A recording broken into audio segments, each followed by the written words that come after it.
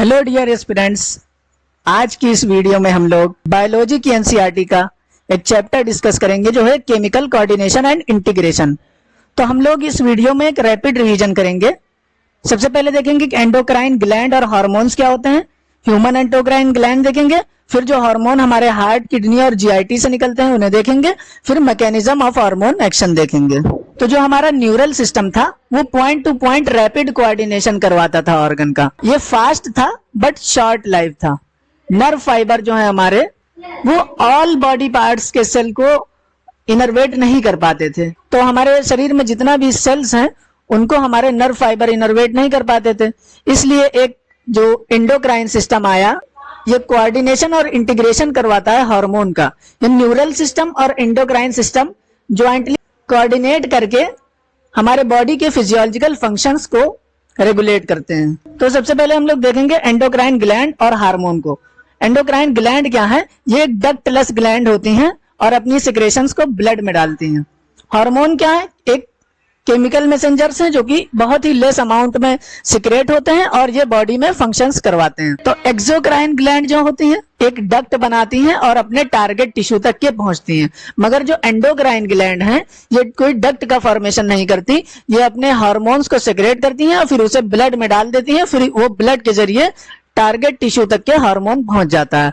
Hormone की अगर हम लोग डेफिनेशन देखें तो जो क्लासिकल डेफिनेशन है तो ये केमिकल की एंडोक्राइन ग्लैंड से प्रोड्यूस होते हैं और फिर ब्लड में रिलीज कर दिए जाते हैं, और ब्लड में जब ये रिलीज होते हैं तो ये अपने टारगेट ऑर्गन तक के ट्रांसपोर्ट कर दिए जाते हैं। तो जो ग्लैंड एक्सोक्राइन और एंडोक्राइन दोनों वाला हिस्सा रखती हैं उन्हें हम लोग हेटेरोक्राइन ग्लैंड कहते हैं। उसमें हार्मोन भी सेक्रेट होते हैं और एंजाइम भी सेक्रेट होते हैं।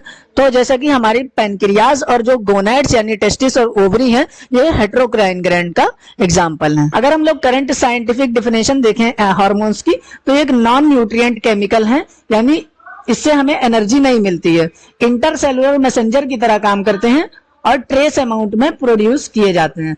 तो हमारे ये बॉडी में जो है बहुत ही लो अमाउंट में पाए जाते हैं। तो जो हमारे इनवर्टिब्रेट्स होते हैं उनमें सिंपल एंडोक्राइन सिस्टम पाया जाता है और फ्यू हार्मोन्स पाए जाते हैं, लेकिन जो वर्टिब्रेट्स हैं उसमें लार्ज नंबर ऑफ हार्मोन्स पाए जाते हैं और उससे कोऑर्डिनेशन को प्रोवाइड करते हैं। अगर ह्यूमन एंडोक्राइन सिस्टम की बात करें तो एंडोक्राइन ग्लैंड्स और हार्मोन होते हैं जो कि प्रोड्यूस करते हैं डिफ्यूज्ड टिश्यू सेल्स तक के, कि different part of the body में प्रेजेंट होते हैं। तो कुछ एंडोक्राइन ग्लैंड है जैसे कि pituitary gland, pineal gland, thyroid, adrenal, pancreas और पैराथायराइड ग्लैंड, थाइमस और गोनैड यानी टेस्टिस और ओवरी, जीआईटी, लीवर और किडनी और हार्ट, इनसे भी हमारे हार्मोन्स निकलते हैं। तो अगर हम लोग हाइपोथैलेमस को देखें जो कि master of master endocrine gland है और पिट्यूटरी ग्लैंड हमारा मास्टर एंडोक्राइन ग्लैंड है। हमारे फोर ब्रेन में ही एक पीनियल ग्लैंड पाई जाती है। फिर अगर हम लोग नेक में आते हैं, नेक में हमारी थायराइड ग्लैंड पाई जाती है और इसी थायराइड ग्लैंड की पीछे की तरफ पैराथायराइड ग्लैंड पाई जाती है। फिर मीडियास्टिनम में हम आते हैं तो हमारी थाइमस पाई जाती है। फिर जो हमारा पैनक्रियाज है ये एक हेटेरोक्राइन ग्लैंड है। हमारे किडनीज के ऊपर जो ग्लैंड पाई जाती है एड्रीनल ग्लैंड है। और अगर हम लोग पेल्विक में आए तो मेल में टेस्टिस और फीमेल में ओवरी पाई जाती है। सबसे पहले आता है हाइपोथैलेमस। ये बेसल पार्ट होता है डायनसेफेलॉन या फोर ब्रेन का। इसमें न्यूरोसेक्रेटरी सेल्स पाए जाते हैं जो कि हार्मोन्स प्रोड्यूस करते हैं। जो हमारा हाइपोथैलेमस है ये रेगुलेट करता है सिंथेसिस और सिक्रेशन ऑफ पिट्यूटरी हार्मोन को, यानी पिट्यूटरी में जो हार्मोन सिंथेसिस होती है और सिक्रेट होती है इसे हमारा हाइपोथैलेमस रेगुलेट करता है। तो हाइपोथैलेमस में हमारे दो तरह के हार्मोन पाए जाते हैं, रिलीजिंग हार्मोन और इनहिबिटरी हार्मोन। रिलीजिंग हार्मोन जो है वो पिट्यूटरी हार्मोन को सिक्रेशन को स्टिमुलेट करते हैं। इनहिबिटरी हार्मोन जो है वो पिट्यूटरी हार्मोन के सिक्रेशन को इनहिबिट करते हैं।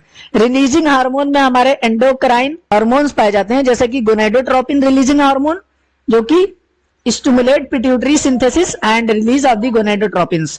जो गोनेडोट्रोपिन रिलीजिंग हार्मोन है वो पिट्यूटरी ग्लैंड को स्टिमुलेट करता है और वहां से गोनेडोट्रोपिन्स निकलते हैं। हमारा सोमेटोस्टेटिन हार्मोन है, ये हाइपोथैलेमस से निकलता है और ये इनहिबिट करता है पिट्यूटरी ग्लैंड को और उसके ग्रोथ हार्मोन के प्रोडक्शन को। तो सोमेटोस्टेटिन पिट्यूटरी ग्लैंड पर इनहिबिटरी एक्शन करता है जिससे ग्रोथ हार्मोन का प्रोडक्शन पिट्यूटरी ग्लैंड से नहीं होता। अगर हम लोग एंटीरियर पिट्यूटरी ग्लैंड देखें तो जो हाइपोथैलेमिक न्यूरॉन होते हैं वो हार्मोन को लेके आते हैं और एक्सॉन के जरिए से अपनी नर्व एंडिंग तक आती है, फिर पोर्टल सर्कुलेशन सिस्टम में आती हैं और फिर पिट्यूटरी ग्लैंड में आती हैं। ये रेगुलेट करते हैं एंटीरियर पिट्यूटरी फंक्शंस को। जो पोस्टीरियर पिट्यूटरी हमारी है, ये under direct neural regulation of the hypothalamus होती है। तो जो हमारा पोस्टीरियर पिट्यूटरी है, ये हाइपोथैलेमस के डायरेक्ट रेगुलेशन में होती है। अगर हम लोग पिट्यूटरी ग्लैंड को देखें तो इसे हाइपोफाइसिस कहते हैं। इसमें दो पार्ट होते हैं, एडिनो हाइपोफाइसिस और न्यूरो हाइपोफाइसिस। एडिनो हाइपोफाइसिस में एंटीरियर लोब पाया जाता है और इंटरमीडिएट लोब पाया जाता है। एंटीरियर लोब को हम लोग पार्स डिस्टालिस और इंटरमीडिएट को पार्स इंटरमीडियस भी कहते हैं।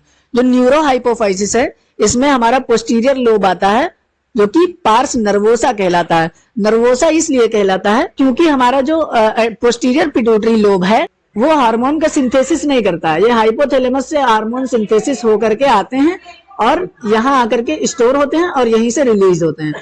तो जो हमारा ऑक्सीटोसिन और वैसोप्रेसिन हार्मोन है, ये इसे हाइपोथैलेमस सिंथेसाइज करता है और पिट्यूटरी में एक्सोनली ट्रांसपोर्ट कर देता है। तो एंटी डायरेटिक हार्मोन जो हमारा है, ये वाटर का रीअब्जॉर्प्शन करवाता है और ब्लड प्रेशर को इंक्रीज करता है, कम होने से रोकता है। अगर इस हार्मोन की, एंटी डायरेटिक हार्मोन की कमी हो जाए तो डायबिटीज इंसिपिडस हो जाती है।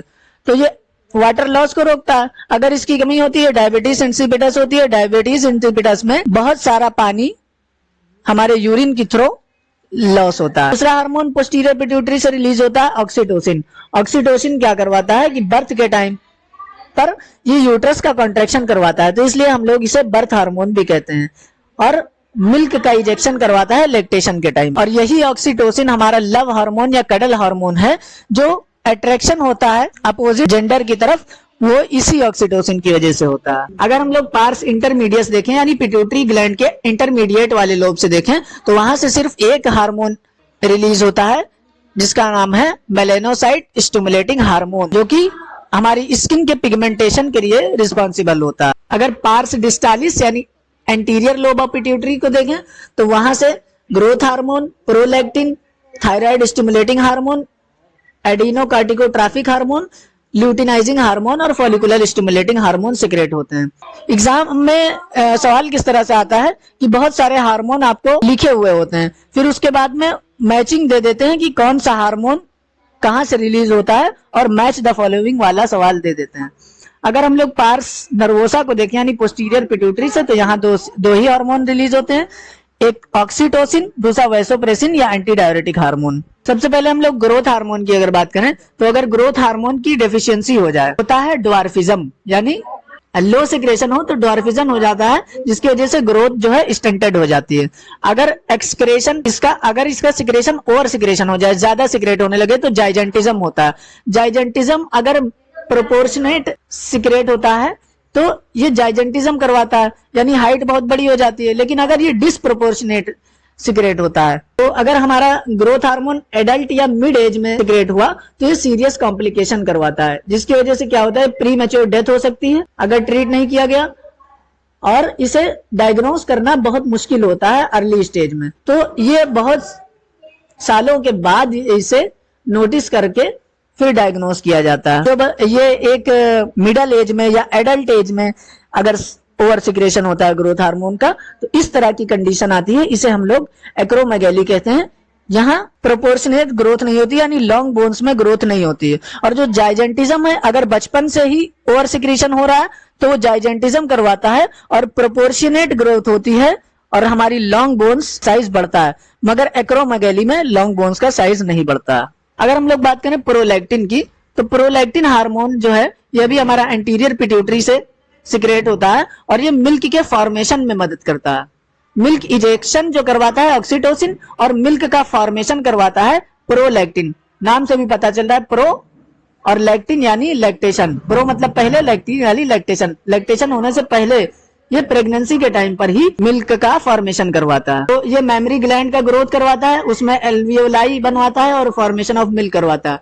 फिर आते हैं TSH, थायराइड स्टिमुलेटिंग हार्मोन, जो कि थायराइड ग्लैंड को थायराइड हार्मोन निकलवाने में मदद करते हैं। ट्रॉपिक हार्मोन, ये stimulate and synthesise the secretion of the steroid hormone, जैसे कि ग्लूकोकार्टिकाइड एड्रीनल कॉर्टेक्स। तो ACTH जो हमारा है, ये एड्रीनल कॉर्टेक्स पर एक्ट करता है और वहां से ग्लूकोकार्टिकॉइड्स का और स्टेरॉइड हार्मोन का सिक्रेशन करवाता है। सबसे पहले अगर हम लोग देखें तो हाइपोथैलेमस से जीएनआरएच निकलता है जो कि पिट्यूटरी ग्लैंड को स्टिमुलेट करता है। पिट्यूटरी ग्लैंड से हमारा ल्यूटिनाइजिंग हार्मोन और फॉलिकुलर स्टिमुलेटिंग हार्मोन निकलते हैं। ल्यूटिनाइजिंग हार्मोन हमारा टेस्टिस के पास जाता है और वहां से टेस्टोस्टेरोन रिलीज करवाता है। फॉलिकुलर स्टिमुलेटिंग हार्मोन हमारा ओवरी के पास जाता है और वहां से प्रोजेस्टेरोन और एस्ट्रोजन को सिक्रेट करवाता है। फिर आता है गोनाडोट्रोपिन्स। गोनाडोट्रोपिन जो है ये एलएच और एफएसएच को स्टिमुलेट करते हैं और उसकी गोनेडल एक्टिविटी करवाते हैं। मेल में क्या होता है, जो हमारा एलएच है यानी ल्यूटिनाइजिंग हार्मोन है वो सिंथेसिस और सिक्रेशन करवाता है एंड्रोजन्स का हमारे टेस्टिस से, और जो फॉलिकुलर स्टिमुलेटिंग हार्मोन और एंड्रोजन है ये स्पर्मेटोजेनेसिस को रेगुलेट करते हैं मेल में। और फीमेल में क्या होता है, जो हमारा ल्यूटिनाइजिंग हार्मोन है ये इंड्यूस करता है ओव्यूलेशन को, और जो फुली ग्राफियन फॉलिकल है और कार्पस ल्यूटियम को मेंटेन करता है। और जो फॉलिकुलर स्टिमुलेटिंग हार्मोन है वो ग्रोथ और डेवलपमेंट करवाता है ओवेरियन फॉलिकल्स का फीमेल में। फिर मेलानोसाइट स्टिमुलेटिंग हार्मोन ये intermediate lobe of pituitary gland से रिलीज होता है और इसका मेन काम क्या है कि ये मेलानोसाइट्स पर एक्ट करता है। जो सेल्स हमारी मेलेनिन कंटेन करती हैं और पिगमेंटेशन ऑफ स्किन में इन्वॉल्व होती हैं, तो यही मेलानोसाइट स्टिमुलेटिंग हार्मोन से हमारी स्किन का पिगमेंटेशन होता है। फिर आता है ऑक्सीटोसिन। ऑक्सीटोसिन हमारा पोस्टीरियर पिट्यूटरी ग्लैंड से रिलीज होता है और ये स्मूथ मसल का कॉन्ट्रैक्शन करवाता है। तो फीमेल में क्या होता है, ये चाइल्ड बर्थ के टाइम पर यूट्रस का और वजाइना का कॉन्ट्रैक्शन करवाता है जिसके जरिए से बेबी बाहर निकलता है। मिल्क इजेक्शन करवाता है मेमरी ग्लैंड से ये ऑक्सीटोसिन, वहां की मायो एपिथेलियल सेल्स का कॉन्ट्रैक्शन करवा के। फिर आता है वैसोप्रेसिन। इसका दूसरा नाम एंटीडायरेटिक हार्मोन है। ये किडनी पर एक्ट करता है और स्टिमुलेट करता है वाटर इलेक्ट्रोलाइट रीअब्जॉर्प्शन को। ये एंटीडायरेटिक हार्मोन है। तो एंटी डायूरेटिक यानी ये वाटर लॉस को प्रेजेंट करता है। डायूरेटिक मतलब वाटर का लॉस, और तो ये एंटी डायूरेटिक है, वाटर के लॉस को प्रिवेंट करने वाला हार्मोन है जो वाटर का रीअब्जॉर्प्शन करवाता है। तो अगर हमारे बॉडी में एंटी डायूरेटिक हार्मोन की कमी हो जाती है तो डायबिटीज इंसिपिडस होता है। डायबिटीज इंसिपिडस में क्या होता है, यूरिन के थ्रू बहुत सारा वाटर लॉस होता है और डिहाइड्रेशन की कंडीशन आ जाती है। फिर आता है पीनियल ग्लैंड। पीनियल ग्लैंड हमारे dorsal side of the fore brain में प्रेजेंट होता है और ये 24 आवर बॉडी रिदम को कंट्रोल करता है। यही वो हार्मोन है जो हमारी डायर्नल साइकिल को कंट्रोल करता है, हमारे सोने और जागने के टाइम को रेगुलेट करता है। तो हमारा जो पीनियल ग्लैंड है ये मेलेटोनिन हार्मोन को सेक्रेट करता है जो कि नॉर्मल बॉडी रिदम यानी स्लीप वेक साइकिल को मेंटेन करके रखता है, बॉडी टेम्परेचर को मेंटेन करता है, मेटाबॉलिज्म और पिगमेंटेशन को इन्फ्लुएंस करता है, मेंस्ट्रुअल साइकिल और डिफेंस कैपेबिलिटी को भी बढ़ाता है। फिर आता है थायराइड ग्लैंड। थायराइड ग्लैंड हमारे lower part of the neck में पाई जाती है, क्रिकॉइड कार्टिलेज से जुड़ी होती है और ट्रेकिया के ऊपर होती है। तो जो हमारी थायराइड ग्लैंड है ये thin flap of connective tissue between two lobes, यानी जो इसमें दो लोब पाए जाते हैं एक राइट और लेफ्ट में, उसको जो कनेक्ट करता है बीच में उसे हम लोग इस्थमस कहते हैं। तो ये थायराइड ग्लैंड हमारी इस इस्थमस से कनेक्ट होती है। इस थायराइड ग्लैंड में हमारा फॉलिकल्स पाए जाते हैं और स्ट्रोमल टिश्यू पाए जाते हैं। तो जो हमारे फॉलिकुलर वो टेट्रा आयोडोथायरोनिन या थायरोक्सिन हार्मोन सिक्रेट करते हैं जिसे हम लोग T4 कहते हैं, और ट्राई आयोडोथायरोनिन जो कि T3 कहते हैं। तो जो हमारा normal rate of thyroid hormone synthesis होता है उसके लिए हमें आयोडीन की जरूरत होती है। तो अगर आयोडीन की डिफिशियंसी हो जाती है तो हाइपोथायरॉयडिज्म हो जाता है। हाइपोथायरॉयडिज्म के कॉम्प्लिकेशन में गाइटर हो जाता है। अगर प्रेगनेंसी के टाइम पर हाइपोथायरॉयडिज्म हुआ तो डेवलपमेंट में डिफेक्ट आ जाता है, स्टंटेड ग्रोथ होती है बच्चे की, क्रेटिनिज्म हो जाता है, उसे मेंटल रिटार्डेशन होता है, लो इंटेलिजेंस कोशेंट वाला बेबी होता है, एबनॉर्मल स्किन होती है और डीप म्यूटिज्म और एक्सेट्रा दिक्कतें आती हैं। अगर एडल्ट वुमेन में हाइपोथायरॉयडिज्म होता है तो उसे क्या दिक्कत आती है कि उसके मेंस्ट्रुअल साइकिल जो है इरेगुलर हो जाती है। आता है हाइपरथायरॉयडिज्म। ये हमारे बॉडी की फिजियोलॉजी को इफेक्ट करता है। ड्यू टू द कैंसर और nodules in the thyroid gland red on synthesis of abnormal increase in high levels. तो अगर हमारा हाइपरथायरॉयडिज्म हो गया तो इससे ग्रेव डिजीज हो जाती है। ग्रेव डिजीज में क्या दिक्कत आती है, हाइपरथायरॉयडिज्म होता है और थायराइड ग्लैंड इनलार्ज हो जाती है और आई बॉल्स का प्रोट्रूजन हो जाता है जिस तरह इस डायग्राम में दिखाया गया है इमेज में। और बेसल मेटाबॉलिक रेट जो होता है हमारी बॉडी का वो बढ़ जाता है और वेट लॉस होता है, यानी मेटाबॉलिक रेट बढ़ जाता है तो हमारे बॉडी में जो प्रोटीन और कार्बोहाइड्रेट वगैरह है वो टूटने लगते हैं। इसकी वजह से हमारा वेट लॉस हो जाता है हाइपरथायरॉयडिज्म में। और हाइपोथायरॉयडिज्म में वेट गेन होता है, ओबेसिटी आती है। अगर हम लोग दो एंटागोनिस्टिक हार्मोन की बात करें तो पैराथायराइड हार्मोन और थायरोकैल्सिटोनिन। पैराथायराइड ग्लैंड से रिलीज होता है पैराथायराइड हार्मोन, और थायरोकैल्सिटोनिन जो है थायराइड ग्लैंड से रिलीज होता है। तो हमारा पीटीएच है, ये ब्लड कैल्शियम को इंक्रीज करता है। ये क्या करता है, हमारी बोन में से कैल्शियम को निकाल करके ब्लड में डालता है और हमारे बोन का डीमिनरलाइजेशन करवाता है। किडनी में कैल्शियम रीअब्जॉर्प्शन करवाता है और गट में कैल्शियम एब्जॉर्प्शन करवाता है। फिर जो थायरोकैल्सिटोनिन है ये थायराइड ग्लैंड से रिलीज होता है, ये ब्लड के कैल्शियम को कम करता है, यानी हाइपोकैल्सीमिक है। पीटीएच हमारा हाइपरकैल्सीमिक है और टीसीटी जो है ये हाइपोकैल्सीमिक है। ये क्या करता है, ब्लड से कैल्शियम को बोन में डालता है, बोन का मिनरलाइजेशन करवाता है और किडनी से जो है कैल्शियम को एक्सक्रेट करवाता है। अब अगर हम लोग थायराइड हार्मोन के रेगुलेशन को देखें तो ये बेसल मेटाबॉलिक रेट को रेगुलेट करता है, रेड ब्लड सेल के फॉर्मेशन में भी हेल्प करता है, metabolism of carbohydrate protein fat को भी कंट्रोल करता है और वाटर और इलेक्ट्रोलाइट बैलेंस को भी मेंटेन करके रखता है।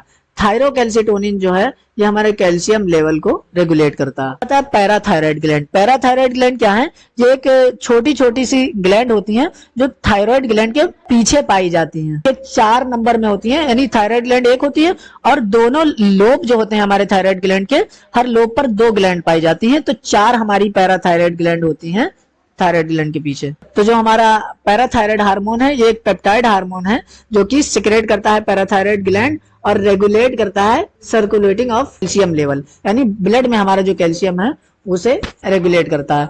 तो जो हमारा पैराथायराइड हार्मोन है ये ब्लड में से कैल्शियम को बढ़ाता है। अगर पैराथायराइड हार्मोन देखें तो ये इंक्रीज करता है कैल्शियम लेवल को ब्लड के अंदर, ये बोन्स और बोन रीअब्जॉर्प्शन को स्टिमुलेट करता है, यानी हमारे बोन का डीमिनरलाइजेशन करवाता है, बोन से कैल्शियम निकाल के ब्लड में डाल देता है। रीनल ट्यूब्यूल्स में ये कैल्शियम का रीअब्जॉर्प्शन करवाता है। फूड में ये कैल्शियम के एब्जॉर्प्शन को इंक्रीज करता है।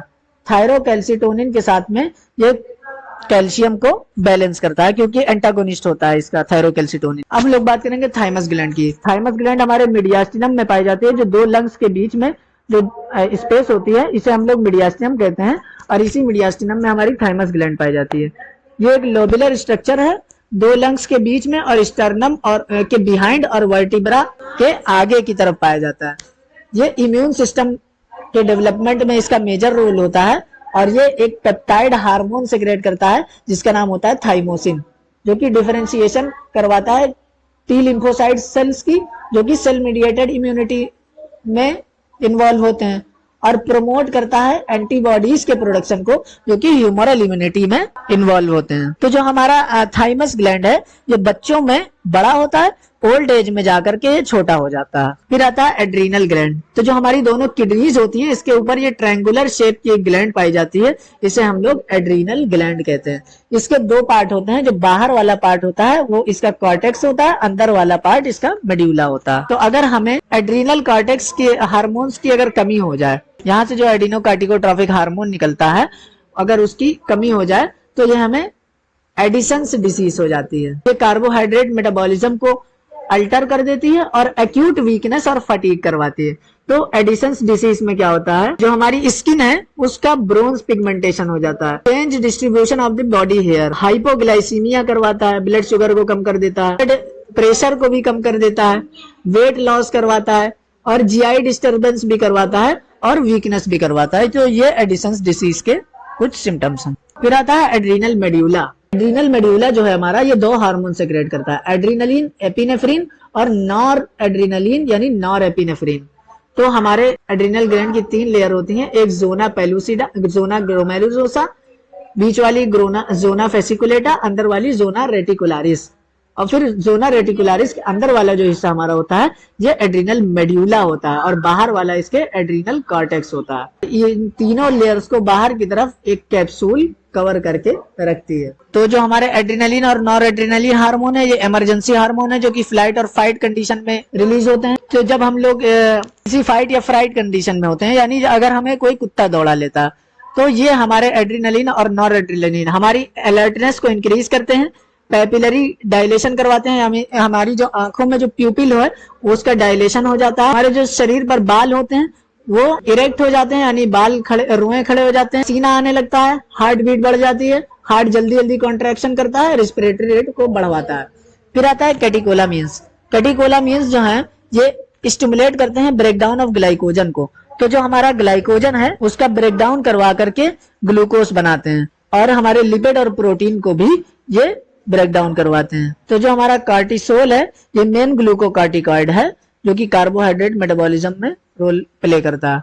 एल्डोस्टेरॉन मेन मिनरलोकार्टिकॉइड है जो कि वाटर और इलेक्ट्रोलाइट बैलेंस को मेंटेन करके रखता है। फिर आता है ग्लूकोकार्टिकॉइड। ग्लूकोकार्टिकॉइड ग्लूकोनियोजेनेसिस को इंक्रीज करता है, लाइपोलाइसिस को इंक्रीज करता है, प्रोटियोलाइसिस को इंक्रीज।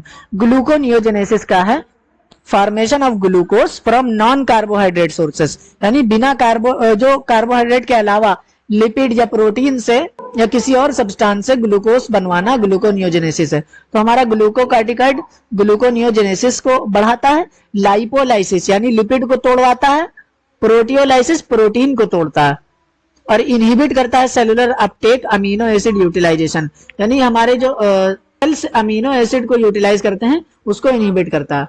फिर आता है कार्टिसोल। जो हमारा कार्टिसोल ये कार्डियोवास्कुलर सिस्टम और किडनी फंक्शंस को मेंटेन करके रखता है, एंटी इन्फ्लेमेटरी रिएक्शन प्रोड्यूस करता है और इम्यून रिस्पांस को सुप्रेस करता है। फिर हमारा आता है पैनक्रियास। पैनक्रियास हमारा एक कंपोजिट ग्लैंड है जिसमें बोथ एंडोक्राइन और एक्सोक्राइन दोनों पार्ट पाए जाते हैं।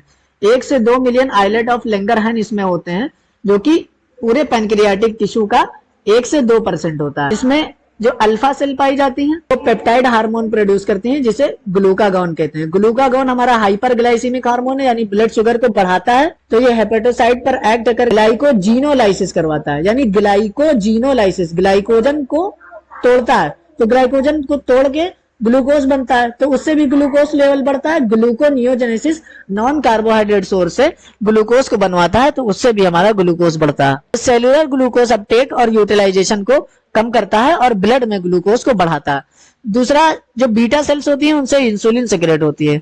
इंसुलिन जो हार्मोन है यह हाइपोग्लाइसीमिक हार्मोन है, ब्लड शुगर को कम करता है। तो ये भी हेपेटोसाइट और एडिपोसाइट पर एक्ट करता है और सेलुलर ग्लूकोज अपटेक और यूटिलाइजेशन को इनहांस करता है, जिससे क्या होता है कि जो ब्लड में ग्लूकोज है वो सेल्स में आ जाता है। और ग्लाइकोजीनोलाइसिस, तो जो ग्लाइकोजेनेसिस यानी ग्लाइकोजन का सिंथेसिस, तो ग्लूकोज से ग्लाइकोजन बनवाता है, तो उससे भी ग्लूकोज लेवल कम हो जाता है। अगर इंसुलिन की डिफिशियंसी हो जाती है तो डायबिटीज मेलाइटस हो जाता है। डायबिटीज मेलाइटस में हम लोग क्या करते हैं, प्रोलॉन्ग हाइपर ग्लाइसीमिया, यानी बहुत समय तक के अगर ब्लड शुगर लेवल बढ़ा रहे तो इस कंडीशन को डायबिटीज मेलाइटस कहते हैं। और इस डायबिटीज मेलाइटस में ग्लूकोज का लॉस होता है यूरिन में और कीटोन बॉडी का फॉर्मेशन होने लगता है। इसको हम लोग ट्रीट करते हैं इंसुलिन थेरेपी से।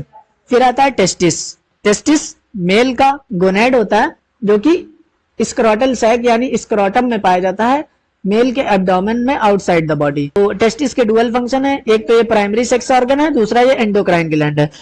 तो इस टेस्टिस में हमारे सेमिनिफेरस ट्यूब्यूल पाए जाते हैं और स्ट्रोमल और इंटरस्टिशियल टिश्यू पाए जाते हैं। जो हमारे टेस्टिस के सेल हैं, अगर हम लोग टेस्टिस के सेल देखें तो इसमें सर्टोरी सेल पाए जाते हैं, लेडिक सेल पाए जाते हैं और स्पर्मेटोगोनियम पाए जाते हैं, जो कि आगे चल करके स्पर्मेटोसाइट बना और फिर वही स्पर्मेटोसाइट से स्पर्म बनता है। तो जो लेडिक सेल हैं उन्हें हम लोग इंटरस्टिशियल सेल भी कहते हैं। अगर उनकी लोकेशन देखें तो इंटरट्यूबुलर स्पेस में प्रेजेंट होते हैं। और लेडिक सेल का फंक्शन क्या है कि एंड्रोजन को सेक्रेट करते हैं, मेनली टेस्टोस्टेरोन को। हमारा एंड्रोजन है ये सीएनएस को इन्फ्लुएंस करता है, इसकी वजह से जो मेल सेक्सुअल कैरेक्टर्स हैं ये इन्फ्लुएंस होते हैं। तो हमारे एंड्रोजन्स क्या करते हैं, डेवलपमेंट को रेगुलेट करते हैं, मैच्योरेशन और फंक्शन करवाते हैं एसेसरी मेल सेक्स ऑर्गन का, एपिडिडाइमिस पर एक्ट करते हैं, vas deferens, seminal vesicle, prostate gland और यूरेथ्रा पर एक्ट करते हैं।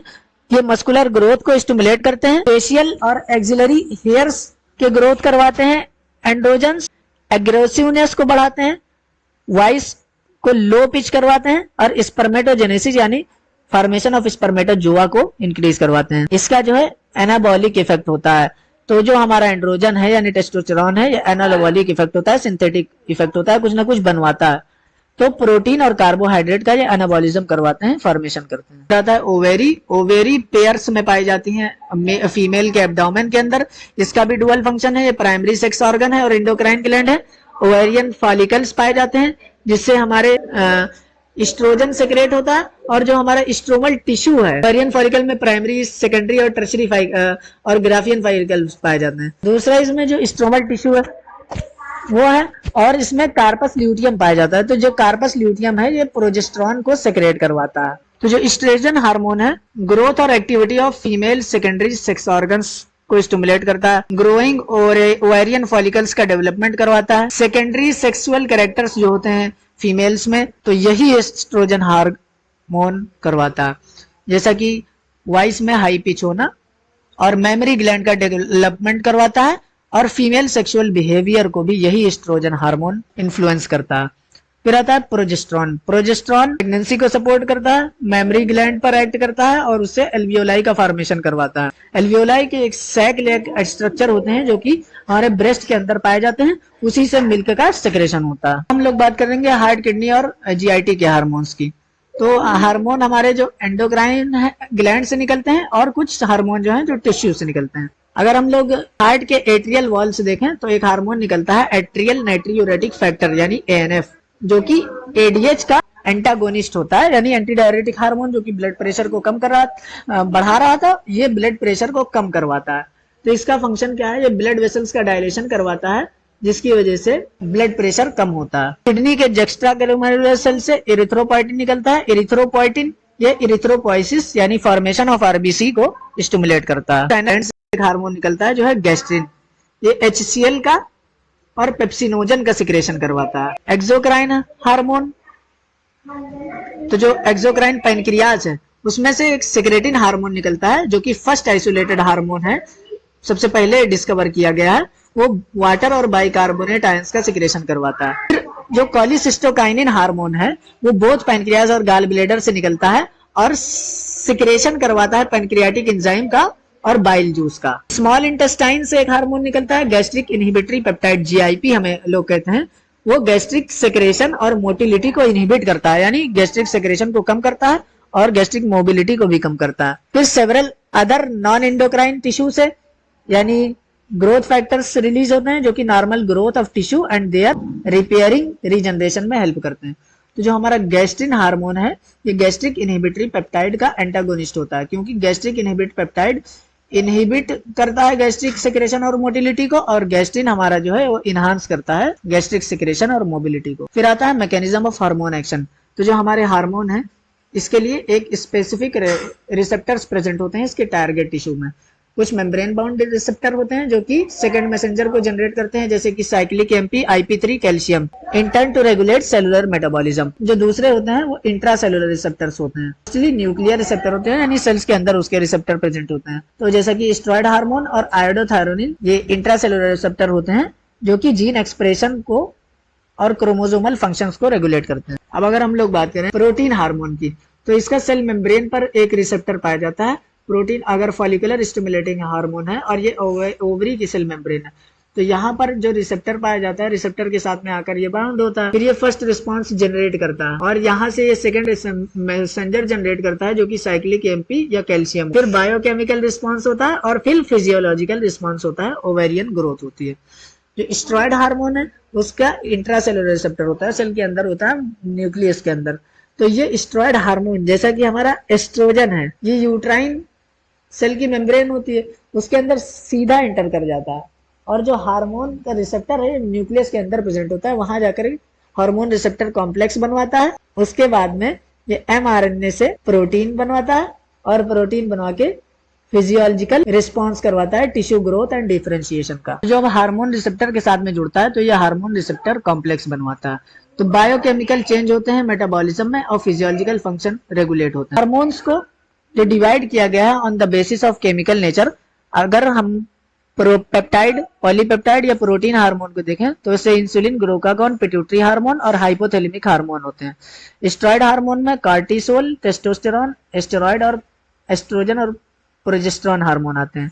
आयोडोथायरोनिन में थायराइड हार्मोन आते हैं, और अमीनो एसिड डेरिवेटिव में एपिनेफ्राइन आता है। ये था हमारा chapter chemical coordination and integration का रैपिड रिवीजन।